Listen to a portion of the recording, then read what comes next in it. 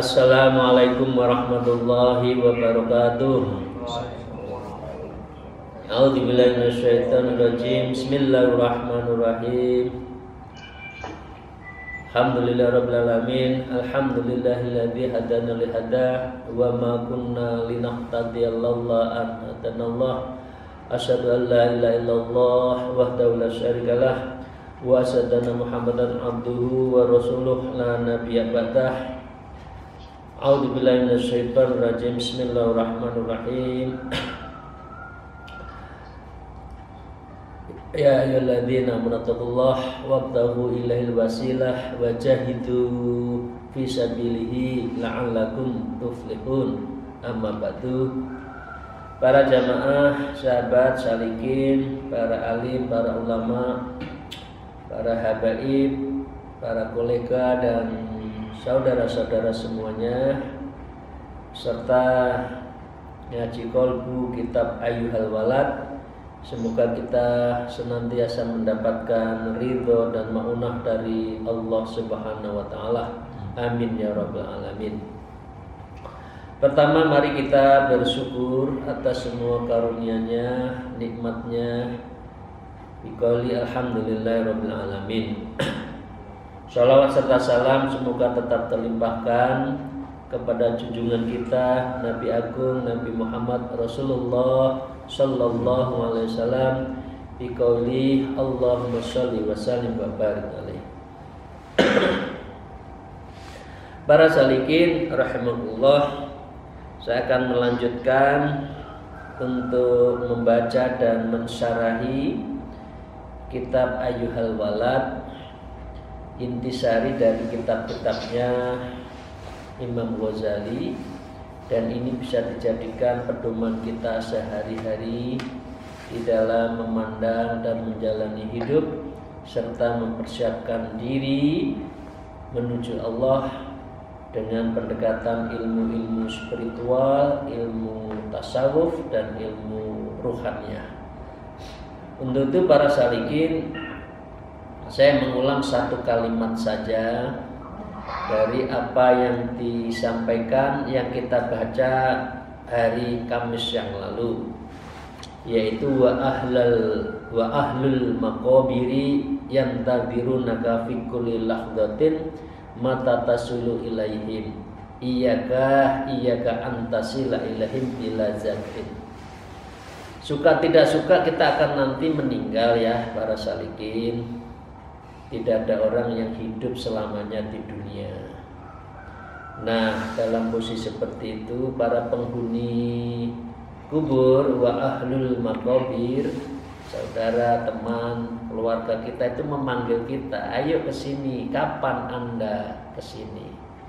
Dan itu memanggil-manggil kita semua, toh nanti kita akan ke sana. Dengan demikian mereka yang tadhirunaka fi kulli lahdatin, mereka itu menantikan kamu, ya, bahkan bisa setiap kejap mata, karena kita tidak tahu kapan dipanggil, kapan kita meninggal, kapan malaikat Israel menemui kita tidak tahu, ya. Mata taslilahim, mereka berkata kapan kamu itu nyampe kepada saya, gitu. Nah, di sini Syekh Imam Ghazali mengatakan iyaka, karena itu hati-hati.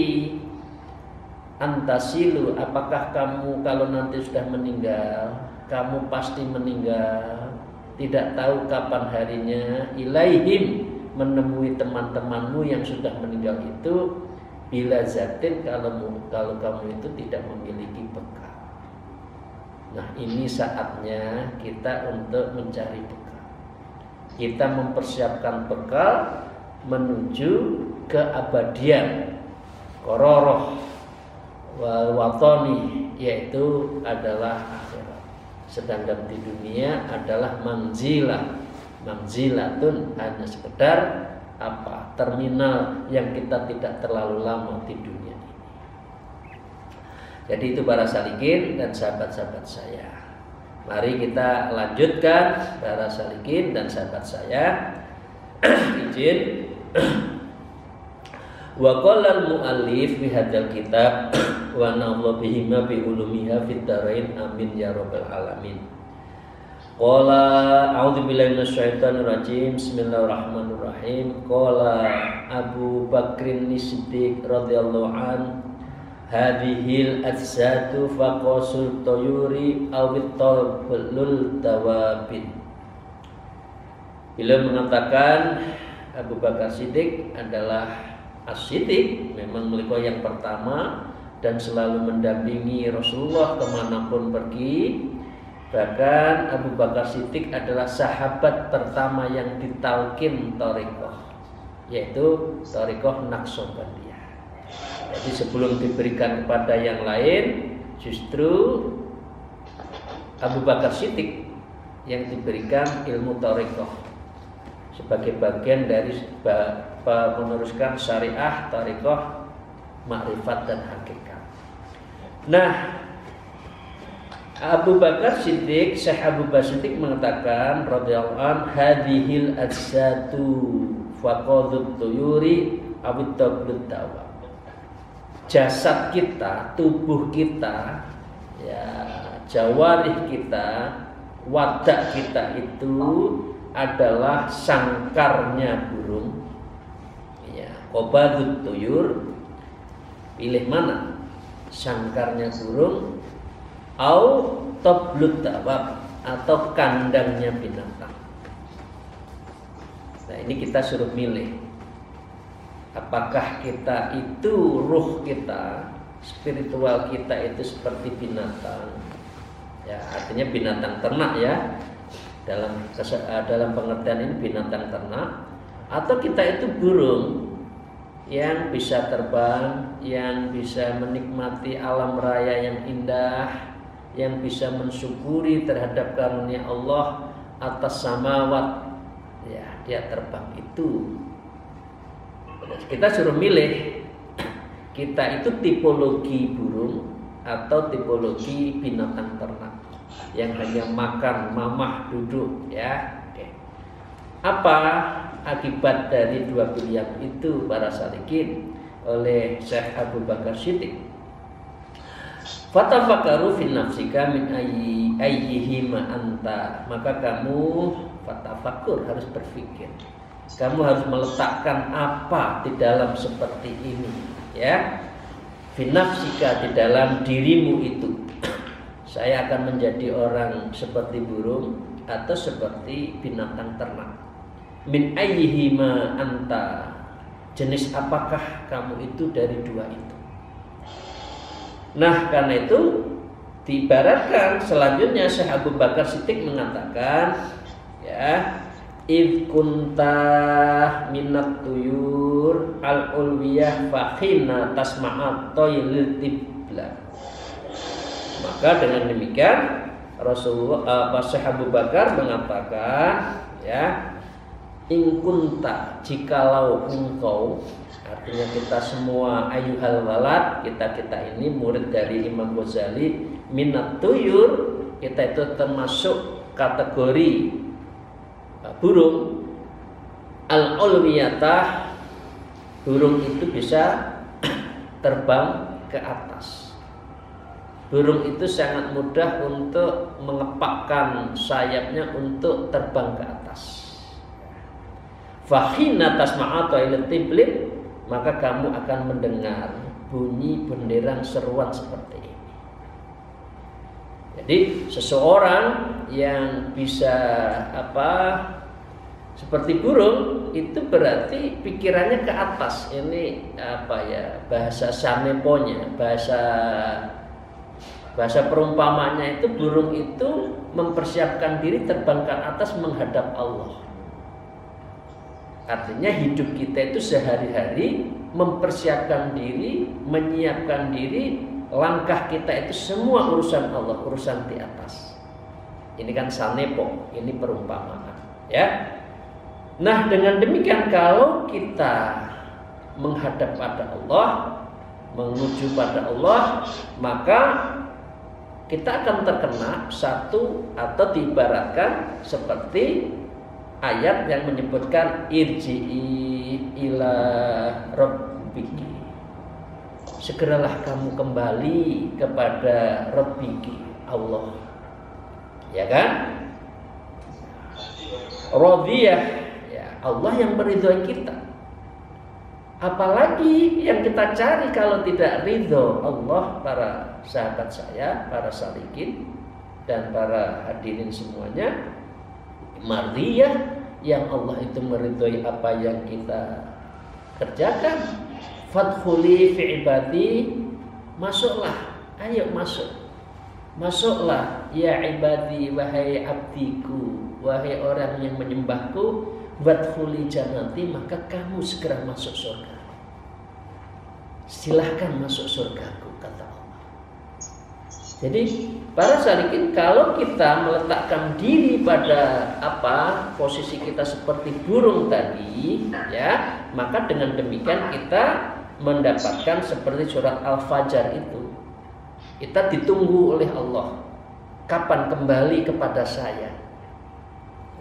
Artinya seluruh hidup kita itu kita persiapkan pada Allah. Tuh. Hal ini seperti yang disampaikan di dalam hadis Rasulullah. Waqala Rasulullah sallallahu alaihi wasallam, ihtazza arsyu ar-rahmani min mauti Sa'id ibnu Mu'adz. Orang yang menunjukkan dan bertuju hanya pada Allah, kalau seseorang itu meninggal, maka aras itu goncang. Betapa bahagianya aras menunggu seseorang yang hanya untuk menunjukkan dirinya itu hanya untuk Allah, yang mempersiapkan dirinya setiap hari, setiap saat berzikir, beramal, ahlu thariqah, ahlul ibadah, ya, ahli taat hanya pada Allah. Goncang aras itu kalau seseorang itu meninggal. Jadi kalau ibaratnya, kalau seorang wali meninggal, itu dunia itu goncang, karena memang pakunya itu sudah diambil. Sambil menunggu paku yang lain, Allah akan menurunkan wali-wali yang lain. Nah, diibaratkan oleh Rasulullah, ihtazza ars, sungguh telah goncang ars itu, ya, Ar-Rahman, Allah yang maha zat yang Rahman, ya, mim mauti, dari apa? Mautnya, meninggalkan sahabat Rasulullah Sa'id ibnu Mu'adz. Siapa Sa'id ibnu Mu'adz? Ini yang perlu kita kaji. Sa'id ibnu Mu'adz adalah kaum Ansor yang dulunya pasti belum muslim, belum iman. Dan proses mengimankan Sa'id ibnu Mu'adz itu sangat sulit. Saudara-saudaranya, Bani yang beliau membesarkan, ya, untuk mengislamkan itu beratnya bukan main. Nah, dengan demikian setelah akhirnya beliau menjadi orang muslim, iman pada Allah, hidupnya diperuntukkan hanya Rasul, pada Allah dan agama.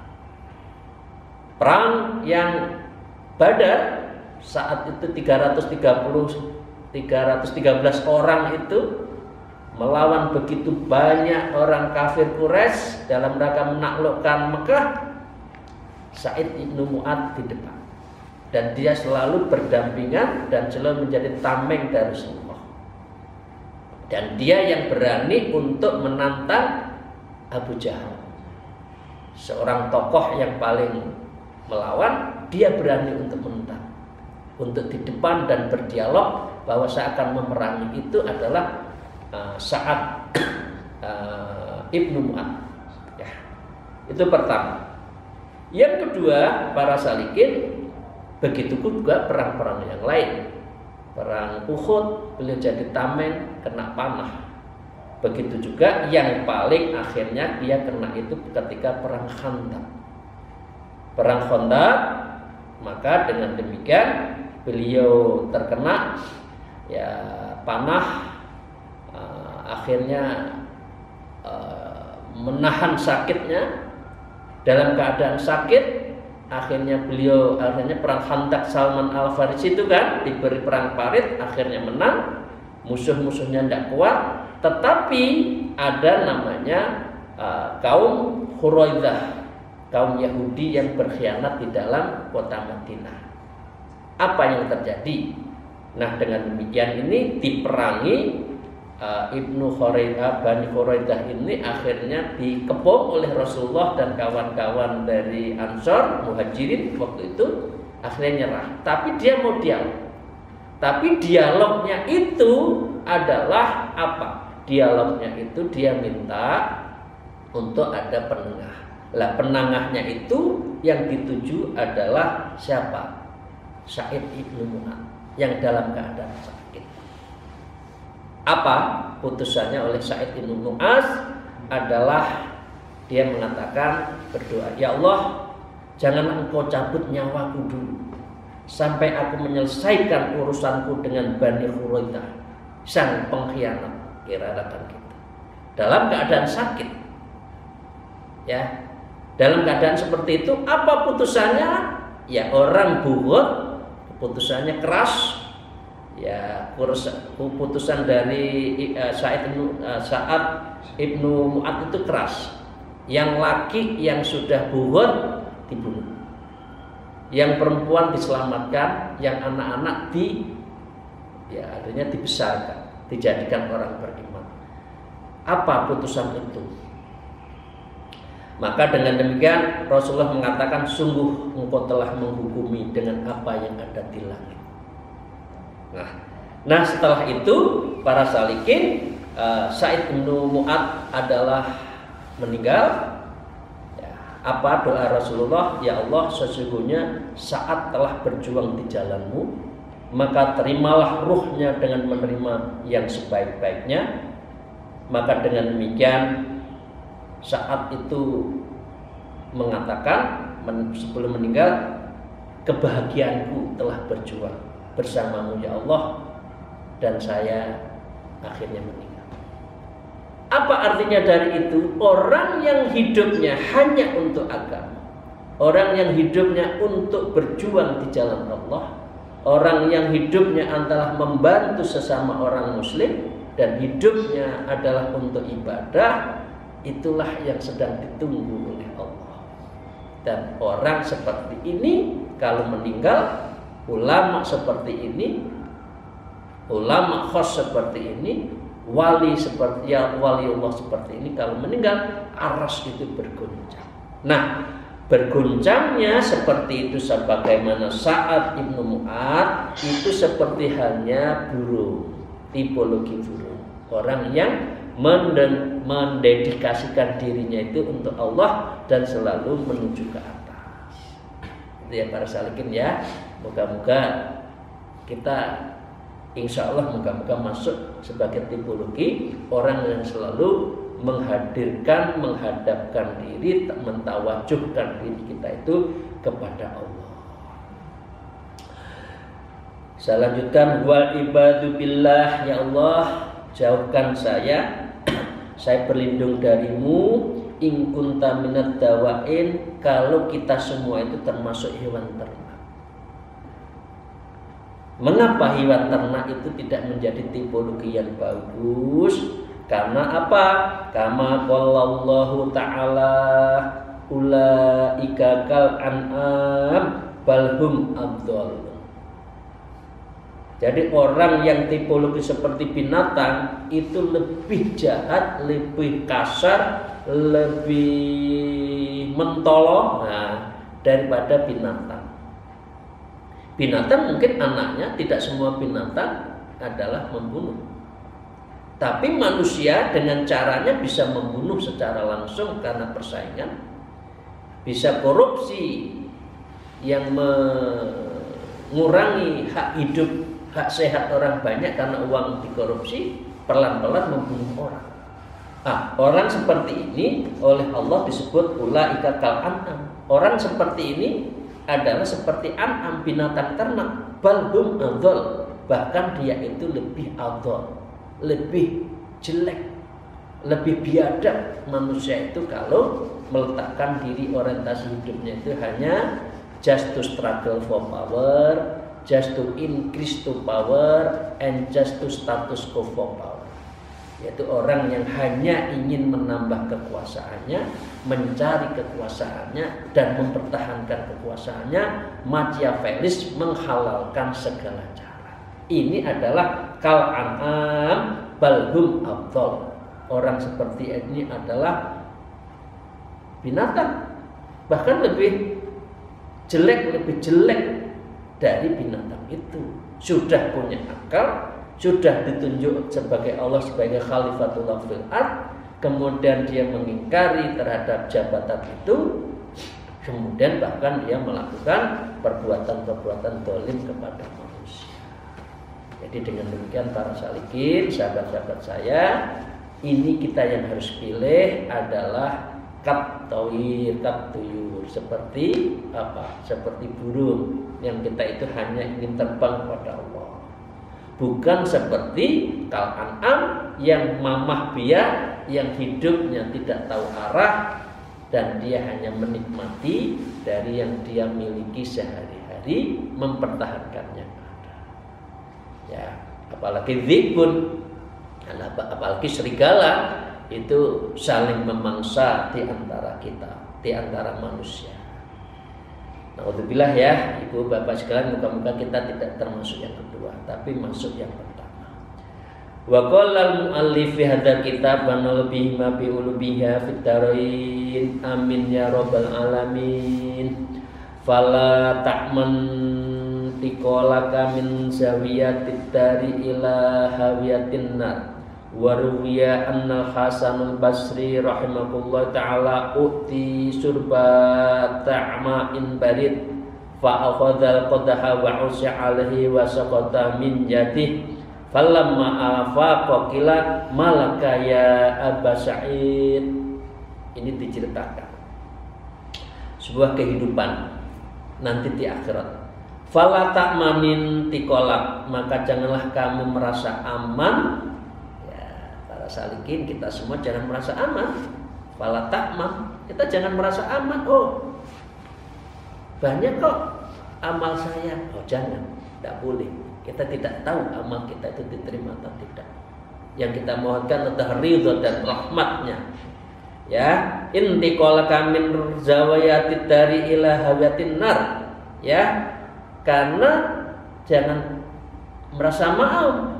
merasa aman perpindahanmu dari pojok rumah, ya rumah kita, padahal kita itu sedang tertuju pada jurang terdalam neraka.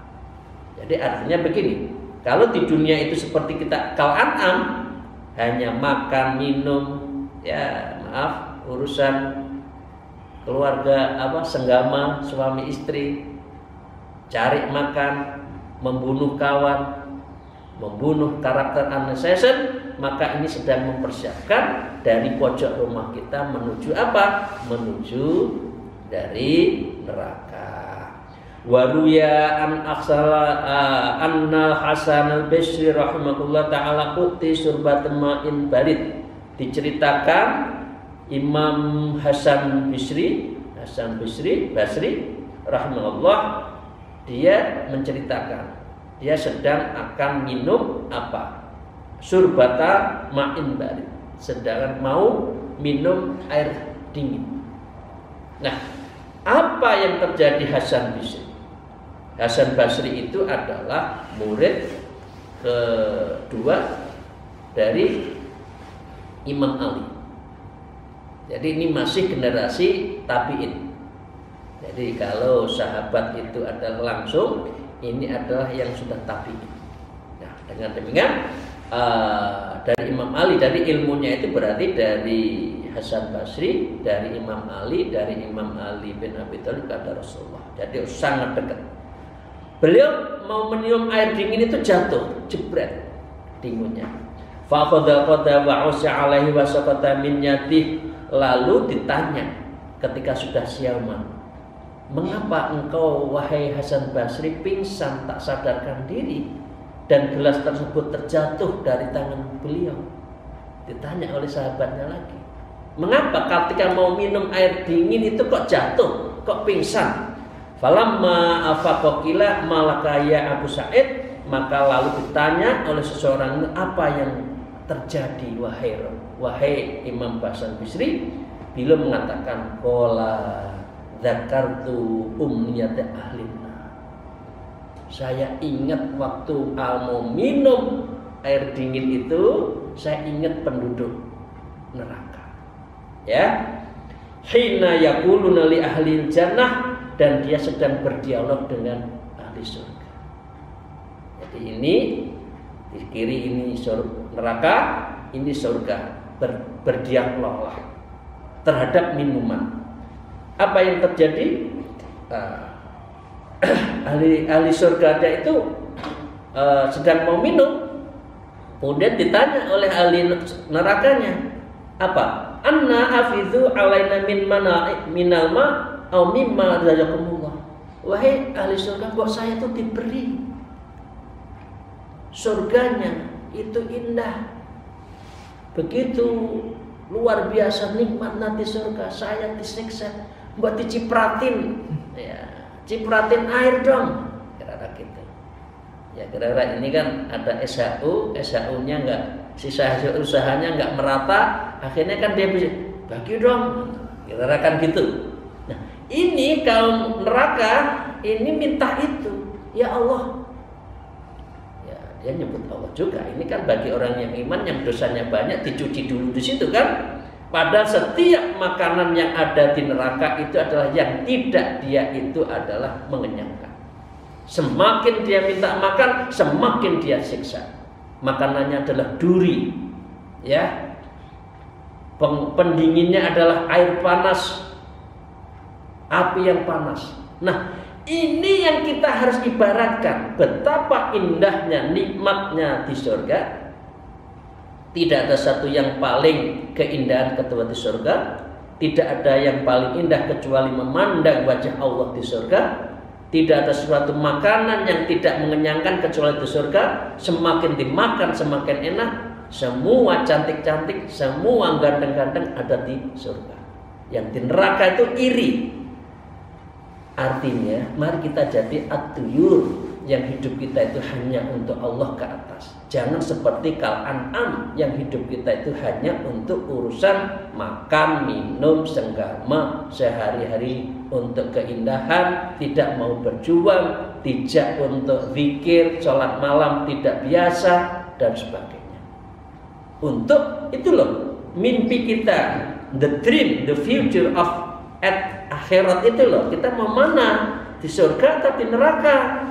Ya kalau di neraka ya udah makananmu seperti itu, kalau di surga seperti itu. Ya, dengan demikian bagaimana cara untuk kita seperti surga seperti itu? Maka dengan demikian ini ibaratnya anna afidu alaina minal ma au mimma razaqakumullah. Wahai penduduk surga, limpahkanlah rezekimu, bagi dong kepada saya.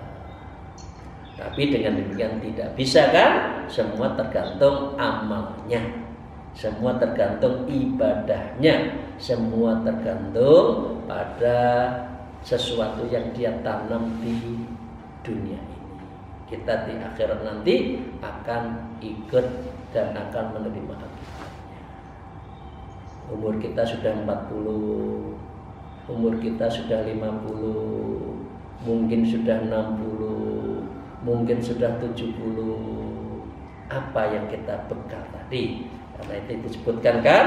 Disebutkan iyyaka antasila ilahim bila zatin. Hati-hati kalau kamu itu dipanggil kawan kita yang sudah di akhirat, maka dengan demikian apa yang kita bekal.